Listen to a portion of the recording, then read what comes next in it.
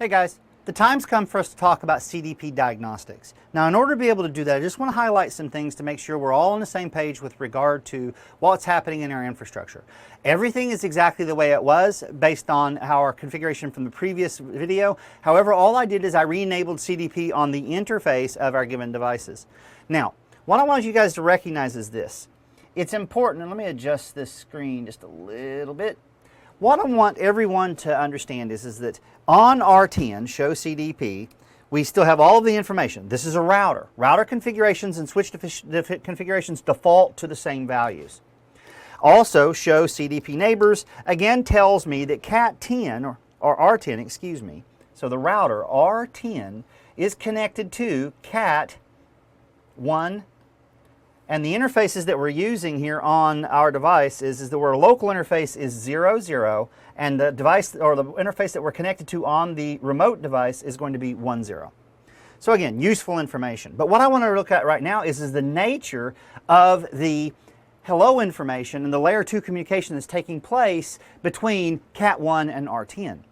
Now what I'm going to do is I'm going to bring up a Wireshark session. So let me grab my configuration here, and I'll just simply grab this. And what we have is an example of the capture of the information across the link from R10's Ethernet 0/0 interface. Now, I don't want to look at all the information, so what I'm going to do is I'm going to filter. And I'm going to come in and I'm going to say I want to filter this on the basis of just CDP, Cisco Discovery Protocol. And what we're going to see here is some pretty critical information. Notice we have 1, 2, 3, 4, 5 packets that we've captured, or 5 frames. Notice the destination here. It says it's CDP, VTP, DTP, PAGP, and UDLD. We're going to talk about all of those. The one that I want to focus on right now is CDP. Now, if we also look over here in the information, notice it tells me immediately my device ID is R10, and I'm using Ethernet 00. So we know that R10's Ethernet 00 interface is connected to Cat 1's Ethernet 10 interface.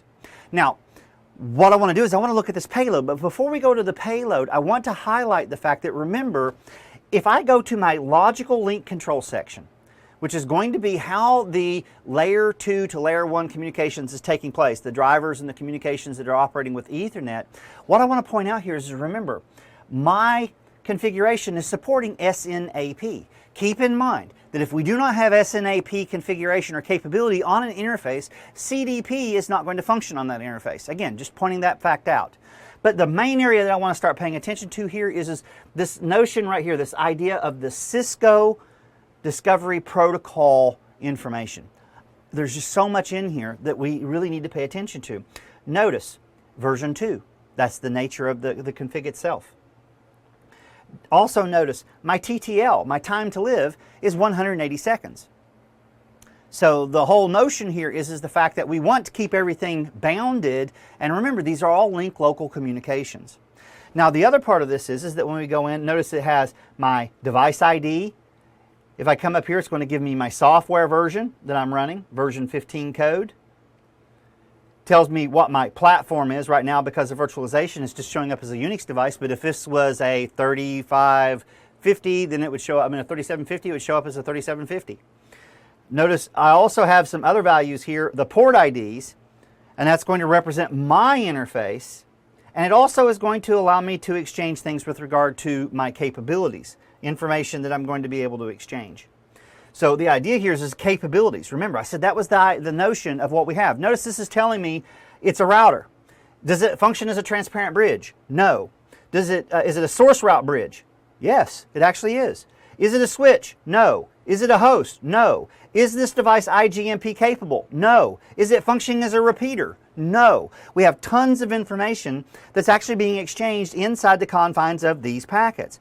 The other thing that I want to point out here is notice we mentioned the duplex, and let's also look at the IP prefixes that we have. Let me scroll down here just a little bit. What we're going to see is that we have this idea here of the IP address that we're going to be using, but what I want to highlight here is another protocol that's no longer in the scope of the routing and switching exam. I would go so far as to say it was never really inside the scope of version 4, but I know beyond a shadow of a doubt it's not inside the scope of version 5. And that is ODR, which stood for on-demand routing. And all on-demand routing did is it created a routing table based on the information that could be exchanged inside these CDP packets. And it worked very, very well for hub and spoke style topologies, and it doesn't take a lot of operational overhead. Now, the thing that I want you guys to understand is this. CDP is a great and wonderful tool. However, in the early days of routing, it was possible that if you had so much stateful information that you were going to be maintaining, that with routers that we had, they had smaller amounts of memory, you could quite literally gut your available RAM on your router by maintaining all of this CDP information that we're exchanging. So what I want everyone to understand is that that capability is still there, but the thing is the memory now is capabilities are so high, it's not really going to be problematic. However, in immensely huge layer 2 infrastructures, I guess theoretically the possibility exists that we could actually incur this problem. But you've just seen a small handful of all of the information that is going to be exchanged with regard to these CDP messages. Now, another thing that I wanted to highlight here is let's scroll back up and let's take a look at our frame configuration here. No, it's not inside the frame. Where is it? Is it the Ethernet? Yeah, here it is.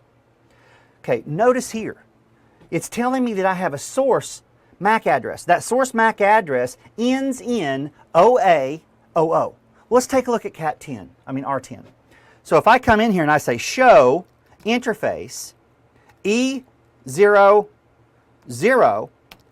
and I want to look specifically for a burned in address, the BIA, we can see right here those last four are OA00. Notation is different. However, the last four hexadecimal decimals values are the same. In fact, this entire range is the same. So that identifies the fact that this came from R10. Now, also bear in mind the destination MAC address. The destination MAC address is right here, and it's that 01000C. That's going to be that destination MAC address. However, what I want you guys to understand is that MAC address is not dedicated just to CDP. It's a well-known multicast link local MAC address that's going to be used for CDP, VTP, VLAN trunking protocol, dynamic trunking protocol, port aggregation protocol, and unidirectional link detection. So it's not just dedicated to CDP, and it's one of the few times in your studies for CCIE routing and switching that memorizing one value is going to serve you very, very well because it's going to apply to multiple protocols and features that we're going to be running. But this is an excellent example of exactly what type of information is being exchanged, and if you can learn how to interpret this, you're going to be one step closer to being able to deal with any type of embedded packet capture or any type of any type of Wireshark traces that you may receive inside your diagnostics section. I will constantly stress looking at this output, and I will constantly stress looking at this output in an operational environment, because when you see this given to you and you have a problem, I want you to know what it's supposed to look like versus to what it looks like when you're handed it to you in a diagnostic ticket. All right, so again, we'll keep revisiting all the technologies in the form of theory, configuration, and diagnostics, and I'll see you guys in the next video where we're going to be talking about the industry standards link local discovery protocol. See you there. Bye-bye.